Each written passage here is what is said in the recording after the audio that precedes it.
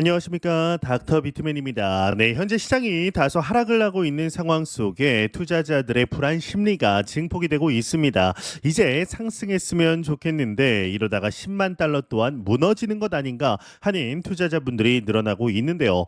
그럼에도 시장의 긍정적인 소식들은 지속적으로 나오고 있습니다. 일단 코인 마켓캡에서 메이저 탑10 코인들 가격 한번 살펴보도록 하겠습니다. 네, 일단 시가총액 1위 비트코인의 경우는 전날 대비 0.91% 하락한 10만 4,500달러대에 나타내고 있습니다. 이더리움의 경우는 0.99% 하락한 2,600달러대, XRP는 2.31% 하락한 2.18달러, BNB가 0.45%, 솔라나 2.7% 등 주요 메이저 코인들 대부분 하락세를 면치 못하고 있습니다. 네, 비트코인 더미넌스 한번 보도록 할까요? 비트코인 더미넌스는 계속해서 올라가고 있는데 63.2%, 이더리움 더미넌스는 9.6% 나타내고 있습니다. 네, 오늘 송파구 시그니엘 서울에서 이 비트코인 서울 2025 컨퍼런스가 열렸습니다. 여기서 나온 주요 내용 중 하나가 비트코인을 직접 사는 시대가 끝났다라는 건데요. 이 개당 10만 달러를 넘어선 지금 이 똑똑한 투자자들은 완전히 다른 방식을 택하고 있다라는 겁니다. 바로 이 비트코인을 보유한 기업의 주식을 매수하는 건데요. 이게 단순한 우회 투자가 아니라 새로운 투자 패러다임의 시작인 이유를 지금부터 한번 차근차근 설명드리겠습니다. 이 제이슨 팡소라 벤처스 파트너가 서울에서 열린 비트코인 서울 2025에서 한 말이 정말 핵심을 찔렀습니다. 이 비트코인 한 개당 가격이 이미 매우 높은 수준이고 공급량이 제한된 비트코인의 희소성 탓에 앞으로는 더욱 비싸져서 한 개를 구하기도 어려워질 것이다 라고 했기 때문입니다. 이제 개인이 비트코인 한 개를 사기 위해서는 1억 5천만 원을 넘게 준비해야 하는 상황이죠.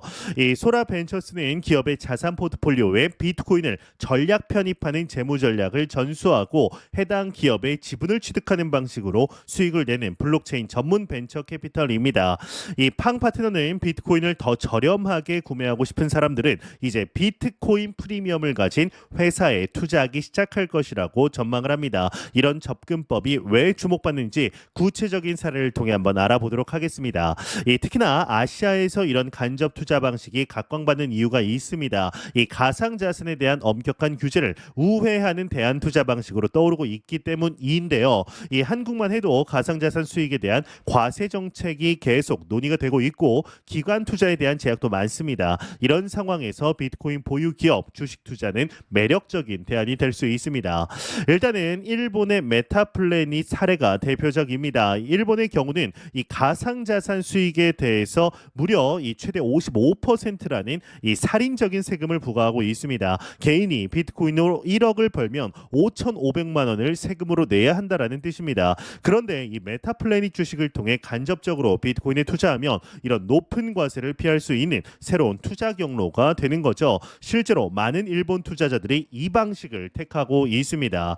이 더 블록체인 그룹의 알렉산드로 레제 부사장이 제시한 이 데이터를 보면 이 투자 방식의 위력을 확실히 알 수가 있습니다. 비트코인은 지난 15년간 가장 높은 수익률을 기록한 자산이라며 이 구체적인 수치를 제시했기 때문인데요. 이 수치들이 정말 놀라운데 이 직접 비트코인을 보유했다라면 절대 나올 수가 없는 수익률인 겁니다. 이 메타플래닛은 비트코인을 매입한 7에서 8개월 동안 무려 2000%의 성장을 기록했습니다. 이게 어떤 의미인지 계산을 해보면 만약 이 메타플래닛에 1,000만 원을 투자했다라면 2억 원이 되었다라는 뜻입니다. 이 유럽 최대 비트코인 보유 기업 더 블록체인 그룹은 유럽 증시에서 가장 높은 1000% 이상의 수익률을 기록했고 이 1000%라는 건 1,000만 원이 1억 원이 되었다라는 의미죠. 이런 수익률은 비트코인 자체 상승률을 훨씬 뛰어넘는 수준입니다.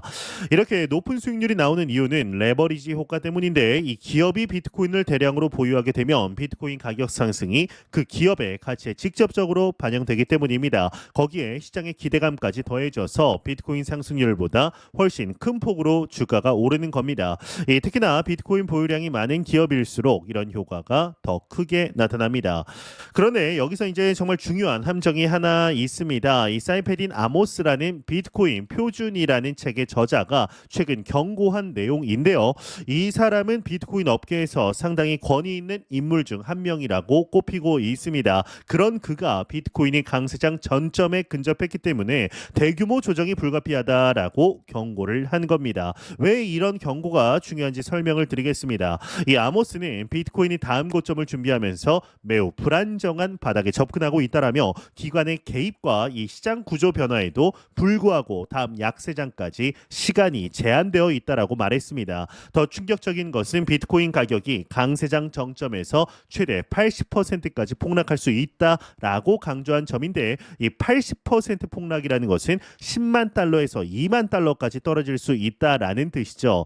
이 아모스의 분석에 따르면 비트코인은 과거에도 7에서 80% 급락을 반복했으며 이번에도 예외는 아닐 것이라고 했습니다. 2017년 강세장에서는 2만 달러에서 3천 달러까지 떨어졌고 2021년 강세장에서도 6만 9천 달러에서 1만 5천 달러까지 급락했습니다. 특히나 강세장 정점을 찍는 시점이 비트코인 반감기 이후 1년에서 18개월 사이였다라고 분석하면 현재 시점이 그 위험 구간에 들어섰다라고 본 건데요. 현재 비트코인은 최저점 15,000달러에서 10만 9천 달러까지 올랐죠. 정확히는 11만 1,900달러까지 올랐습니다. 이는 600% 이상의 상승률을 기록한 상황인데 아모스는 이 정도의 상승폭이면 충분히 조정을 받을 만한 수준이라고 지적했습니다. 하락장 역시 피할 수 없다라는 게 이 사람의 판단이기 때문입니다. 이 말은 비트코인 보유 기업들도 마찬가지로 큰 타격을 받을 수 있다라는 뜻입니다. 이 맥스 카이저라는 비트코인 옹호론자 한 번씩 들어보셨을 겁니다. 대표적인 비트코인 맥시멀리스트죠. 이 맥스 카이저는 평소 비트코인에 대해서 매우 낙관적인 시각을 가진 인물인데도 불구하고 이 새로운 투자자들이 비트코인의 극심한 변동성을 견딜 수 있을지 의문이라면서 과거와 달리 이번에는 기관 투자자들이 대거 참여한 상황이라 더 복잡할 수 있다라고 봤습니다. 이 카이저는 과거 스트래티지는 하락장에서도 매도 없이 버텼지만 이번에도 같은 전략이 통할지는 미지수라고 지적을 했는데 이 기관과 기업의 비트코인 매입이 활발해진 상황에서 나온 이런 경고가 더욱 주목할 만합니다. 실제로 이 프랑스 암호화폐 기업 블록체인 그룹이 최근 6,800만 달러 규모의 비트코인을 추가 매입하여 총 1,500개의 비트코인을 보유하게 된 상황에서 말입니다. 하지만 이런 위험에도 불구하고 미국 정부 차원에서는 비트코인에 대한 전략적 접근이 계속되고 있습니다. 이 신시아 루미스 상원 의원이 이끄는 디지털 자산 소위원회에서 놀라운 발표를 했기 때문인데 미군이 비트코인 전략 비축안에 지지를 보냈다라는 겁니다. 이 군대가 암호화폐를 지지한다는 것 자체가 상당히 파격적인 일이죠. 이 루미스 의원은 무기와 탄약만큼이나 비트코인은 국가 안보 자산이라고 언급했습니다. 이게 단순한 수사가 아니라 실제로 전통 금융 자산이나 제재나 이 지정학적 충격에 취약한 상황에서 비트코인이 대안 수단이 될 수 있다라는 판단에서기 때문이죠. 이 러시아가 스위프트에서 배제되면서 달러 결제에 어려움을 겪었던 것처럼 미래에는 이런 경제 제재가 더 일반화될 수 있습니다. 일부 군 관계자들은 미래 분쟁이 물리적 전장이 아니라 경제 및 디지털 자산의 영역에서 벌어질 수 있다라고 보고 있습니다. 이 중국과의 경제적 경쟁에서 비트코인이 중요한 도구가 될 수 있다라는 거죠. 특히나 중국이 디지털 위안화를 통해 달러 패권에 도전하고 있는 상황에서 미국도 비트코인을 활용한 새로운 전략이 필요하다라고 인식이 커지고 있습니다. 이 루미스 의원은 미 재무부나 연방준비제도 자금으로 비트코인 100만 개를 매입해 전략 비축 자산으로 보유하는 법안을 발의한 상태입니다. 이 100만 개라는 숫자가 얼마나 큰지 계산을 해보면 현재 가격으로 약 1,050억 달러, 우리 돈으로 140조 원 정도입니다. 이는 금 보유 전략과 유사한 접근인데 미국이 8,000톤 넘는 금을 보유하고 있는 것처럼 비트코인도 국가 차원에서 대량으로 보유하겠다라는 의미로 받아들일 수가 있죠. 이 트럼프 대통령은 다들 아시겠지만 지난 3월 6일 이 비트코인과 기타 디지털 자산을 포함한 전략 비축 명령에 서명을 하면서 이런 움직임에 더욱 추진력이 생겼습니다. 이 트럼프는 정부가 압수한 디지털 자산을 기초 자산으로 삼아서 비축 기금을 마련할 것이라고 밝혔는데 이는 미국 정부가 이미 보유 중인 약 20만 개 비트코인을 활용할 수 있음을 의미합니다. 이 20만 개만 해도 현재 가격으로 210억 달러, 약 28조 원 규모입니다. 이 루미스 의원은 트럼프의 간단한 규제 전략과 디지털 자산을 자산을 국가 전략에 통합하려는 움직임을 높게 평가했습니다. 실제로 트럼프 행정부 들어서 암호화폐 관련 규제가 상당히 우호적으로 바뀌었기 때문이죠. SEC의 강경한 규제 정책도 완화되고 있고 비트코인 현물 ETF 승인 같은 것들도 이런 정책 변화의 연장선에서 이루어진 것으로 볼 수가 있는데 물론 반대 의견도 만만치 않습니다. 이 JP모건 CEO 제이미 다이먼은 이 계획을 자원 낭비다라면서 강하게 비판하고 있습니다. 다이먼은 평소 비트코인에 대해서 회의적인 시각을 가진 인물인데요. 이번에도 비트코인의 높은 가격 변동성을 이유로 국가 차원의 전략 자산으로 삼기에는 지나치게 위험하다라고 지적했습니다. 실제로 비트코인은 하루에 10% 이상 움직이는 경우가 자주 있는 편이죠. 일부 경제학자들은 약 36조 달러에 이르는 미국의 국가 부채 상황에서 정부가 암호화폐를 비축하기 위해 차입하는 것에 대해 강한 반대를 보이고 있습니다. 이미 부채가 너무 많은 상황에서 추가로 돈을 빌려 변동성이 큰 자산에 투자하는 것이 과연 옳은가 하는 문제 제기인데요. 현재 비트코인은 10만 5천 달러 선에서 거래가 되고 있습니다. 이런 논쟁은 더욱 치열해지고 있는데 한편 이 리플 XRP 같은 이 다른 암호화폐도 주목할 만한 변화를 보이고 있습니다. 이 한 암호화폐 분석가의 경우는 XRP가 단순한 투기 자산을 넘어서 글로벌 금융 시스템의 핵심 구성 요소로 자리 잡았다라고 분석을 했습니다. 신뢰 가능한 준비 자산으로 재정이 되고 있다라는 게 그의 판단인데요. 이는 XRP가 기존의 투기성 코인에서 실제 금융 인프라로 변화하고 있다라는 의미이기 때문이죠.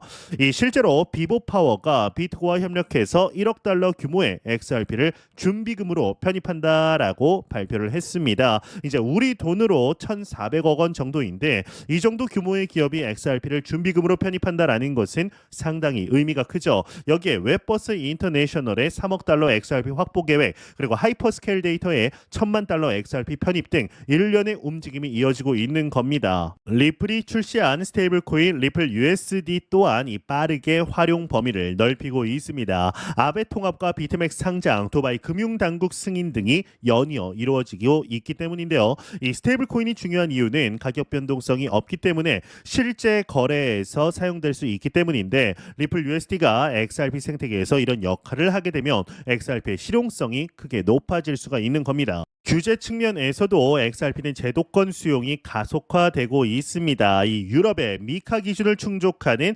XSGD, USDB, BBRL 등의 이 스테이블 코인이 XRP 레저에서 발행되고 있기 때문인데요. 이 코인베이스와 CME에서 XRP 선물 상품 또한 상장이 되면서 기관 자산으로서의 지위도 강화되고 있습니다. 향후 현물 기반 XRP ETF 승인 여부도 시장의 주요 관심사로 떠오르고 있는데 이 리플넷의 결제 네트워크 확장 또한 눈에 띕니다. 인스타램, 플래시 페이먼츠, 유니캄비오 등 주요 송금 파트너는 XRP 기반 결제 시스템을 실제 사용 중이고 이 스탠다드 차타드와 테메노스 등 글로벌 금융기관 또한 이를 도입하고 있습니다. 특히나 국제 송금 분야에서 XRP의 활용도가 높아지고 있는데 기존 스위프트 시스템보다 빠르고 저렴한 송금이 가능하기 때문입니다. 이 XRP 가격 전망에 대해서는 여러 분석가들이 강세 시나리오를 제시하고 있습니다. 일부 분석가는 장기적으로 XRP가 1,000달러에서 안정화될 것이라고 전망하고 또 다른 분석가는 금융기관의 완전한 채택 이후 최대 10,000달러까지 상승할 수 있다라고까지 내다봤는데요. 현재 XRP는 2.20달러에서 거래되고 있기 때문에 이런 전망이 실현된다라면 엄청난 수익률이 예상될 수가 있겠죠. 그런데 XRP 관련해서 흥미로운 소문이 하나 돌고 있습니다. 일론 머스크가 XRP를 유망하다라고 언급을 했고 리플과 파트너십까지 체결했다라는 이야기입니다. 이 X 사용자 크립토 기기 머스크가 XRP가 꽤 유망해 보인다라는 글을 올렸다가 20초 만에 삭제했다라고 주장하면서 시작된 소문인데 이 머스크가 리플과 글로벌 결제 계약을 맺었다라는 내용도 덧붙여졌습니다. 하지만 이 주장에 대한 스크린샷이나 공식적인 자료는 전혀 존재하지 않습니다. 해당 사용자도 자신이 증거를 확보하지 못했다라고 시인했습니다. 이 과거에도 비슷한 소문들이 여러 차례 돌았지만 모두 사실이 아닌 것으로 밝혀졌는데요. 특히 암호화폐 시장에서 이런 루머들이 자주 나오는데 대부분 가격 조작을 위한 것들이 많죠. 전문가들은 이러한 소문이 가격을 끌어올리기 위한 가격 조작 목적의 유포일 가능성이 높다라고 경고하고 있습니다. 과거 머스크가 리플과 파트너십을 맺고 XRP에 1,040억 달러 투자를 했다라는 주장이나 XRP를 결제 수단으로 활용할 것이라는 소문, 심지어 바이낸스의 소셜 계정을 도용한 이미지와 함께 리플 CEO 브래드 갈링하우스와의 협력을 암시하는 게시물 선물까지 등장을 했거든요.